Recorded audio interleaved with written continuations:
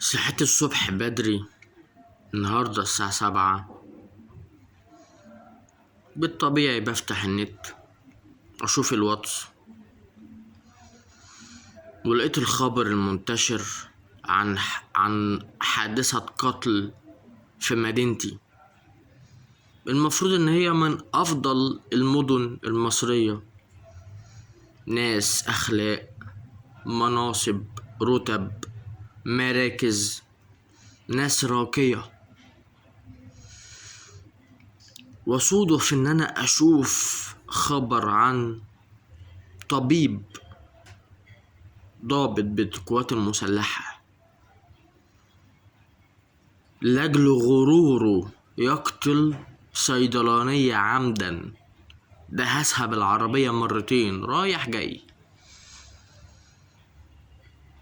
وأصاب أطفالها وجوزها، وصاحب جوزها اتدخل عشان يحاول يمنع ويوقف العربية.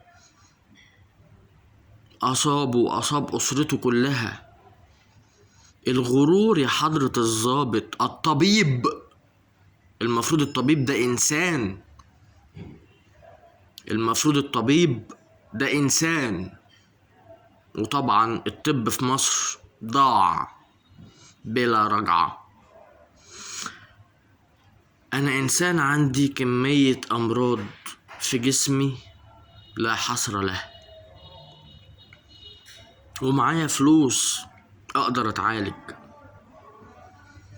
بس أنا خايف مرعوب إن أنا أدخل مستشفى أعالج عينيا ولا أسناني ولا كليتي ولا القولون، أدخل حي أخرج ميت. زي رحمة اللي مش شرقية، اللي كانت داخلة لتعب بسيط وخرجت من المستشفى عندها السرطان. الطب في مصر بقى تجارة الأعضاء البشرية. انتوا بتعملوا ايه؟ عايزين توصلوا لإيه؟ عايزين تبيعوا؟ ده أقسم بالله العظيم، أنا والدتي من كام يوم كانت بتعمل عملية في عينيها. أنا اترعبت لما سمعت الخبر ده، وأقسم بالله اترعبت. خفت لا يكونوا في المستشفى استأصلوا عضو من أعضائها. ما هي المستشفيات دلوقتي، هو أنت هتدخل تحضر في غرفة العمليات وهم بيعملوا المريض العملية؟ أنا خفت لا يكونوا استأصلوا عضو من أعضاء جسمها يبيعوه للخارج للصهاينة.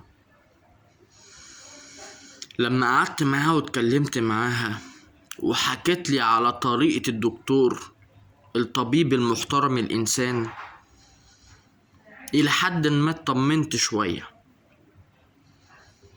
وصل بينا الطب في مصر، احنا أصلا ما بنعرفش نعالج حد، لا بنعرف نعالج مواطنين بلدنا، ولا بنعرف نعالج أجانب ولا عرب ولا خلايجة. الطب وقع، ما تبقى اللي عندهم ضمير، ودول نادرون جدا جدا جدا في مصر.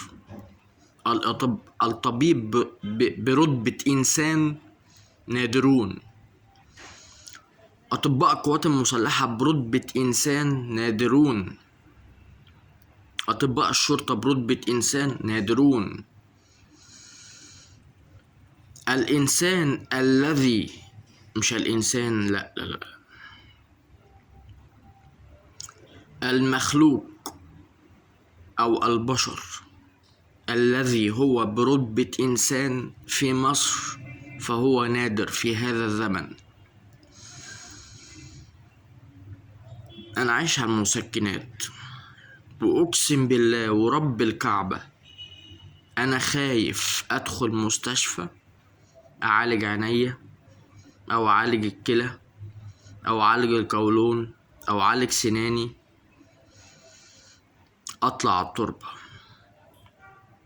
او يستأصلوا اي جزء من جسمي ويبيعوه، او الاقي امراض بزيادة جاتلي.